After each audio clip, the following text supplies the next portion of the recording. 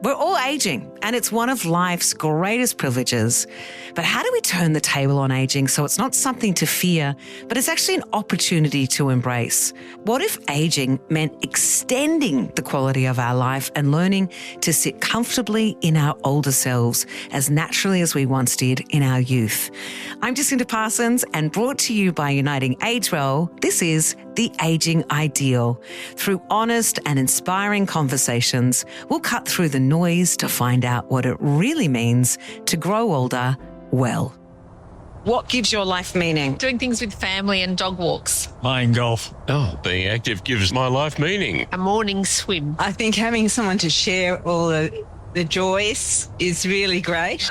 Family. Family gives my life meaning, yeah. It's a question we seek an answer to, perhaps from the day we are born. What meaning does a life have?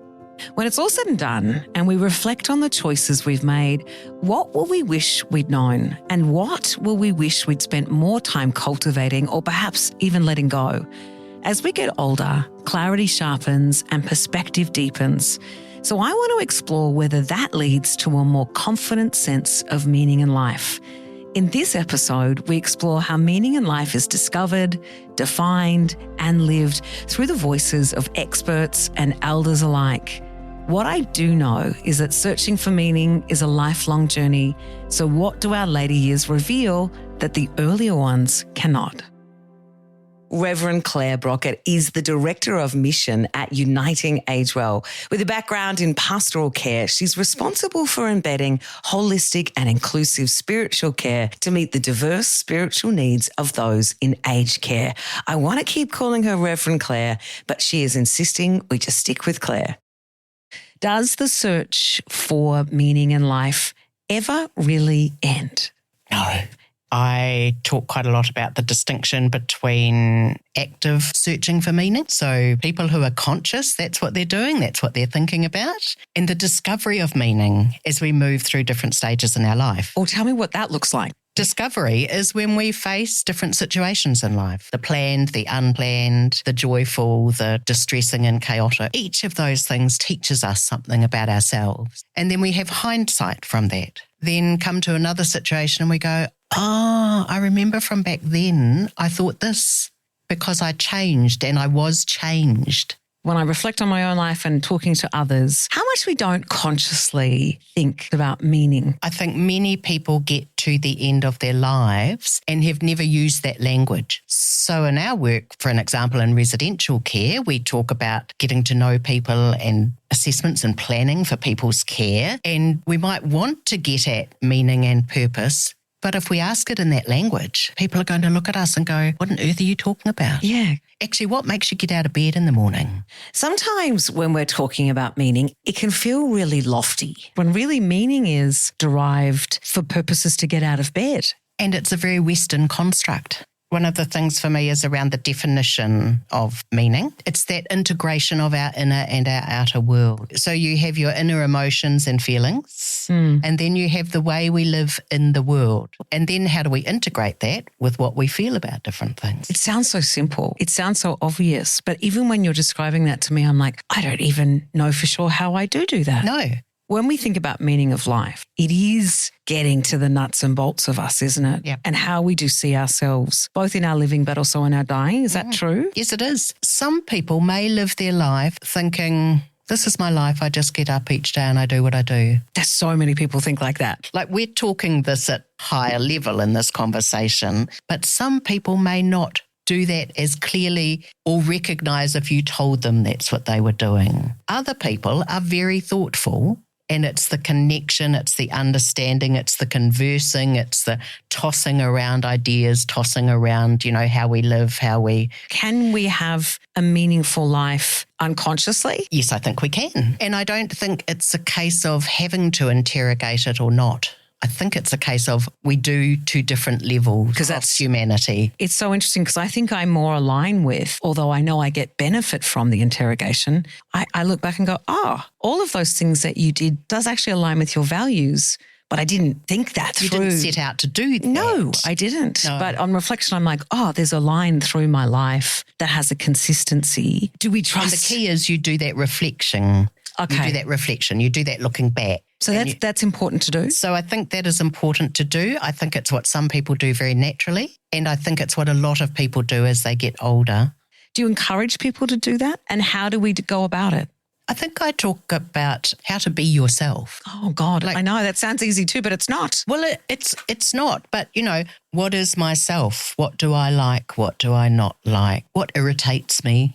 I'm quick at that one. What do I need when times are hard? You know, what connection do I need with family, with friends, with community? There's something very reassuring about those questions and answers, isn't there? Because often we look forward into life and we think, if something would happen, in the ways that we fear.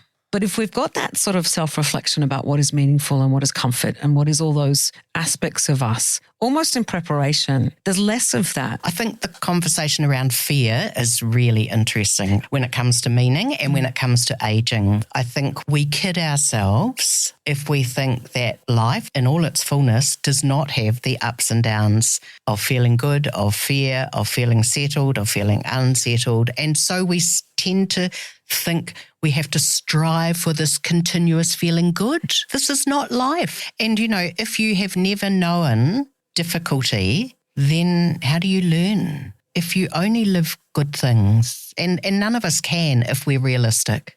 Yeah. Because life happens. We love people and people we love die. We love people and people we love get injured. All sorts of these things.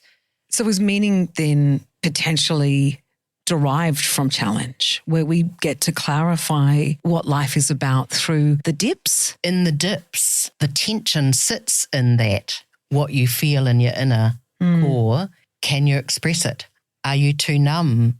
Is the situation too awful that you don't know how to give it words? Or does society expect you to turn up, front up, be in a particular way? That's not true to that inner world. That actually is hard or grates or doesn't feel like it sits right. And our expectation of each other. We place incredible expectation on each other as human beings. And so in the world of aging, we come across culture, ethnicity, religious belief, all these sorts of things that are going, there is no one way to do this. So don't try and fit us all in the same umbrella of how you care for us, how you nurture us. Your expectations on how we find meaning? Yeah. It's huge, isn't it? Because there are some judgments around where meaning can be found. Have you seen particular practices where people have been able to find meaning that previously was elusive? There are different practices and religious practices. There are spiritual practices that are not religious. There's connecting with nature, with music, the arts, creativity, which are all ways of connecting to our inner self. We often think of meditation, say, as solitary or of prayer as solitary, but sometimes prayer in the community sense is actually what gives it its substance. So being gathered together in a room. Some of us love to be by ourselves. So much of the insights and advice that we get about meaning of life come back to connection. What if my meaning is derived without that connection? Is that possible? When I read, I'm making connection with someone's story. I'm making connection with language. We tend to think in terms of the physical presence of someone else. However, presence and connection can be, we can watch a movie. I think that's so good. The pressure that we feel sometimes to get out and do things, we're still enacting that humanity if we're doing it through art or through books or through reading the newspaper. Yep. There is still that understanding of us within a community of people, I suppose. Is that what you mean? Yes, absolutely what I mean. Making meaning is never static. So for me, a lot of meaning comes from witnessing life in others, which teaches me something. What gives your life meaning? Being amongst trees. Theatre and my grandchildren. Cricket. I play over 60s cricket and over 70s cricket and so on. So the camaraderie, I think. Mainly, I think my family and trying to live Serena. What does that mean in English? Content. Peaceful. That's right. Yeah. James Bailey was once unemployed, heartbroken, and searching for his purpose. In that quest, he wrote over 100 letters to luminaries from every field asking one simple question: what is the meaning of life? He received responses from people like Dame Jane Goodall, Cat Stevens, former US President Jimmy Carter, but also responses from lesser-known people such as a palliative care doctor and a Holocaust survivor. These letters and many more have been compiled into his book, The Meaning of Life. And today, James joins us to explore what this kaleidoscope of perspectives can teach us as we navigate our own paths. James, what an absolute legend to do that in response to the experience you were in. To give you the long story as short as possible, I graduated without really any idea what I wanted to do. My granddad had died in my last year of university, so I was kind of experiencing grief for the first time. I went traveling around the world, hoping to find myself, came back to the UK, having not really found myself, got a graduate job, which I didn't like, quit after 6 months. And then I thought the best thing to do would be to fly to Australia. I met a girl whilst I was traveling. I naively thought she was the one, so blew my last remaining cash on this flight, only to find out that she was actually seeing someone else. And yeah, I was told that just before I got on the plane. So it was a long 24 hours to Melbourne. How old are you? I just want to place you for us to understand. I'm 34 now. No, so but then you were 20. Yeah. Oh, I was 22, 23, yeah. So I came back to UK and then ended up in my dead granddad's caravan on the south coast of England, trying to work out what I want to do with my life. And as a 22-year-old would do, I started Googling what's the meaning of life. But what I did find was a study someone had done in the 1930s, 1931, 1932 in America. There was a philosopher, and he'd written to people asking what they thought the meaning of life was, which came after the Great Depression. And I was reading this, I thought, oh, that's an interesting idea. And I read the letters that he received back then, quite dated. I think of the 100 people he wrote to, there's only about 3 women involved. But I thought, why not try this now? Why not write to people? Someone out there is surely going to have the answers for me. So I spent whatever money I had left after this unsuccessful flight on stationery, lots of paper envelopes and stamps, which stamps are ridiculously expensive. And I kind of thought that if you receive a letter in a post, maybe you're more likely to answer than an email from some random person asking what's the meaning of life.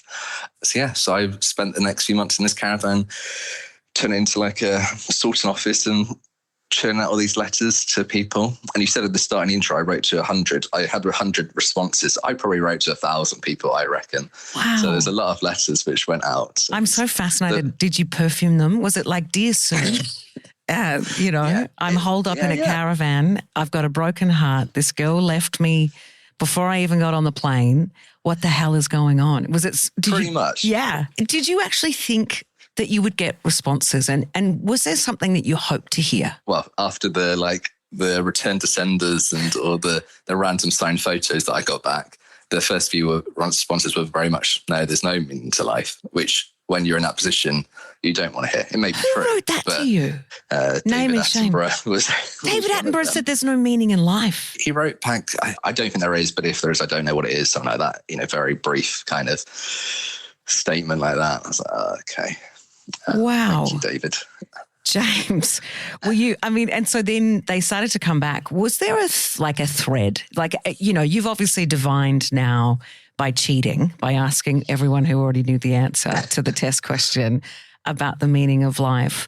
What have you divined across those 100 responses? Yeah, I think what's interesting is in the book, there's just over 100 responses. I don't think any of them are the same. Obviously, there are some common threads, but I think it's interesting that everyone's got their own answer.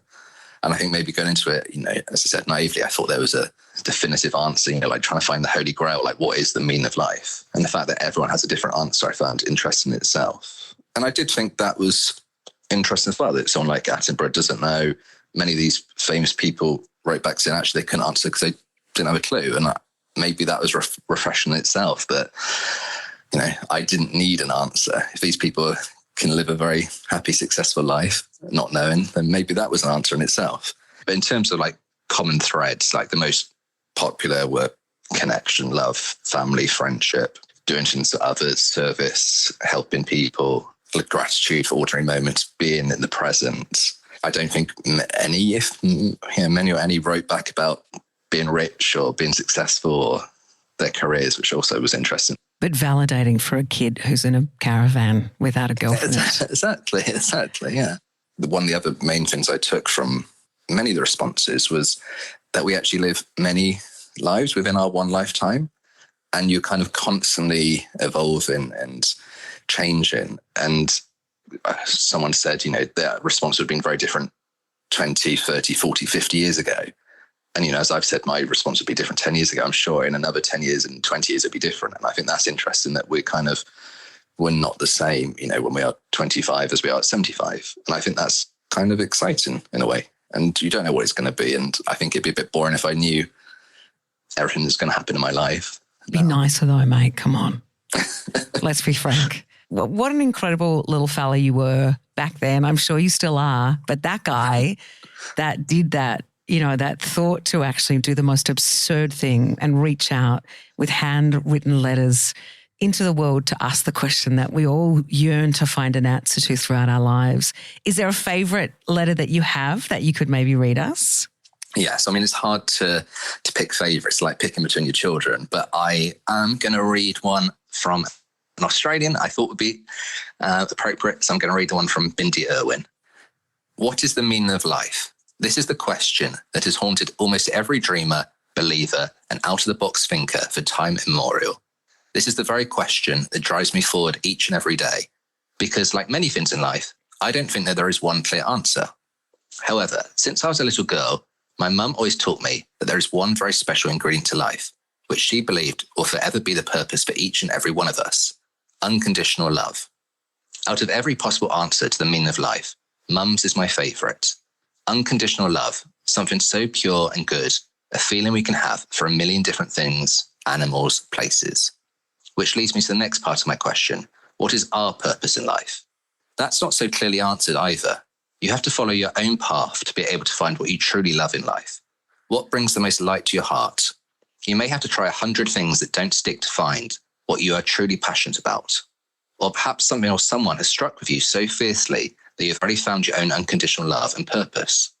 If the latter is true, consider yourself one of the lucky ones, because most of us are born with the question of the meaning and purpose of life buried down deep in our souls, and finding the answer, or what you feel to be the answer, can be quite the journey. I personally believe that we all live several lives in one lifetime. Each new chapter is an opportunity to leave your own legacy and try to answer the questions of what is the meaning and purpose of your own life. I hope to use my time and energy to help protect wildlife and wild places. My home at Australia Zoo, the wildlife we save for our charity, Wildlife Warriors, that is my purpose. And the love in my heart for my family, that feels like my meaning. And maybe that unconditional love that fills our souls really is the meaning of it all. I'd like to think so. From early days, Lee's life and work has been about enabling, encouraging, and supporting people to reach their potential. Now, at 70 and long since retired from a corporate career, her passion has been assisting people in the prison system to reintegrate successfully into community. Lee, what do you think brings a fulfilling sense of meaning to your life? When I look at the use of the word meaning, I kind of see that as very bound up with not just meaning, but purpose. And when you get those two things clear, then that brings a really important sense of self-worth. The clarity of that, there is meaning when we find purpose, and purpose and meaning sit really close together. Yeah, and then you can never, ever discount that driving force of building a sense of self-worth. In the context of the people that I've worked with over my life, that might be that you go towards something that's a bit antisocial, or groups that might not do pro-social things. But if you get a sense of belonging, that builds your sense of self-worth. and you can't take that away. I want to talk about that work you've done with people who are reintegrating into society after periods of incarceration, because that is such a clear example of someone having to find meaning again, or even for the first time. You've hit the nail on the head there. Unfortunately, there's a lot of stuff that goes on to cut through to get that clarity. It's not step 1, step 2, step 3. It's pretty murky, and there's a lot of stumbling blocks along the way. If the situation's right and if they're able to have plenty of support along the way, that's really key, then they do achieve their clarity. You know, if you can find what truly motivates you deep down inside and gives you that warm, kind of silent little smile on your face, then go for it. And it won't always be the same thing. Meaning also needs to be sought in those really small moments of our life. Yeah, and that gets back to that inner sense of, you know, what makes me feel best about myself, you know, what gives me a real sense of meaning, what puts that smile on my face. Rachel Wass is the CEO of Meaningful Aging Australia, and she's a long-time advocate for improving the lives of older people. Drawing on decades of work in meaningful aging, along with her practice as a Buddhist, she brings a deeply human and reflective perspective to finding meaning in life.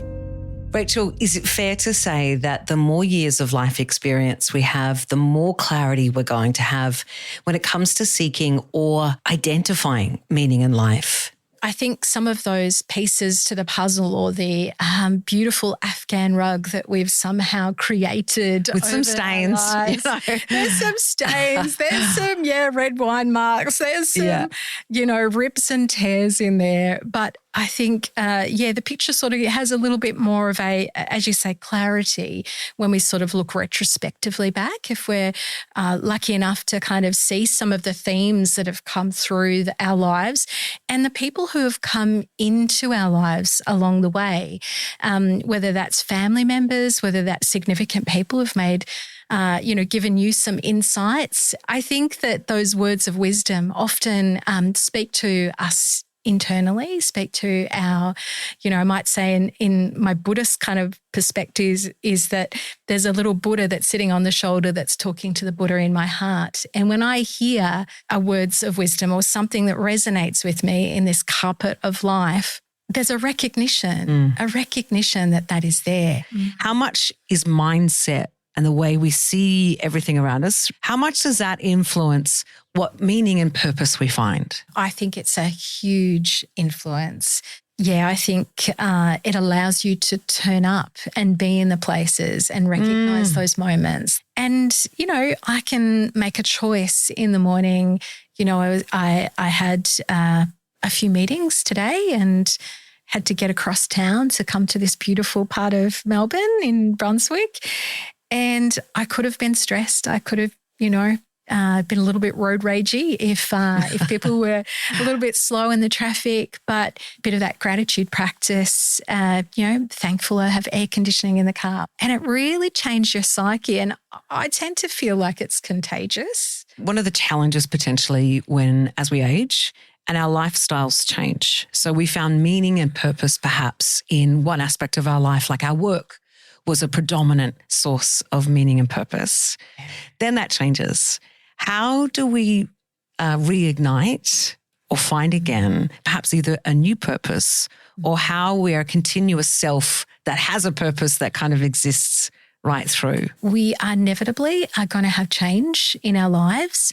We are constantly, though, I think if we are fortunate enough to live to the ripe old age of 80 or 90 or 100 or even 50 or 60, we've reinvented ourselves. We have adapted. We have, ideated. Often people say to me, Rachel, I'm not a creative person, but, to live your life, to survive, to navigate the world. It's a creative act. It is a creative act. So I'm a big one in favour of actually using the creative arts to explore this.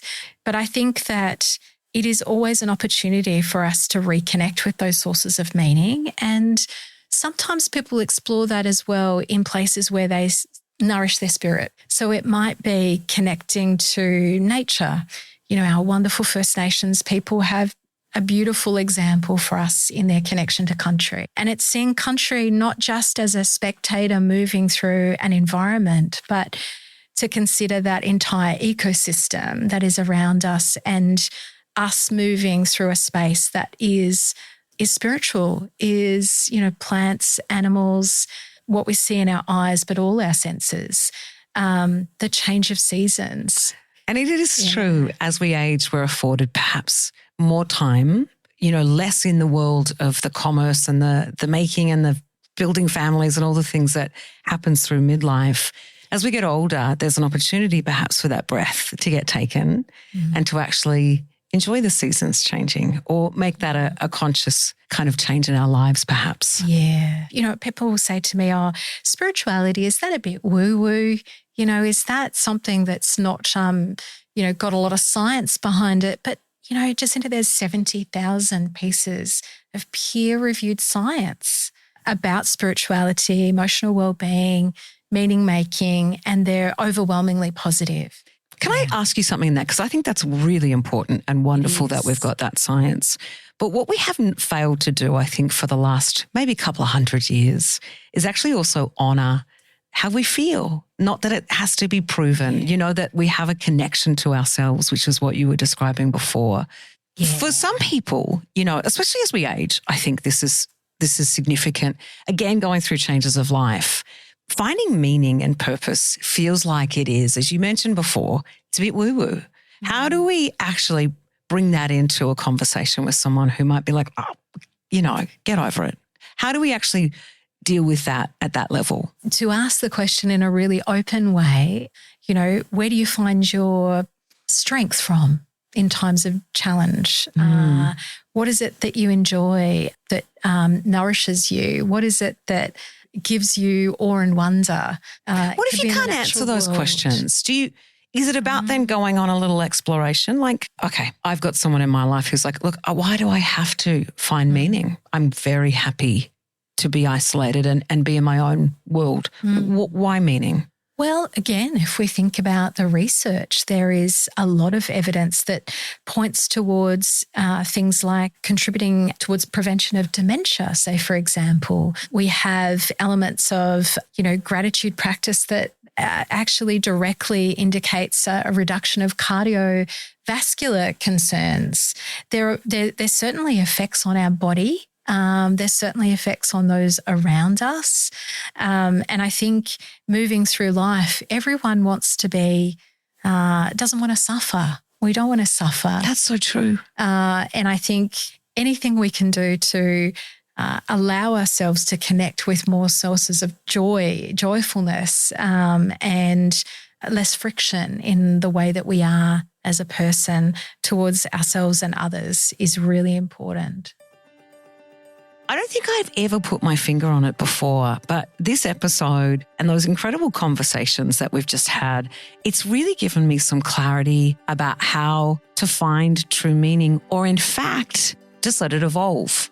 From what I've spoken about, connection is certainly at the center of it, but how you find it, where you find it, and when you find it in your life is all about who we are as individuals.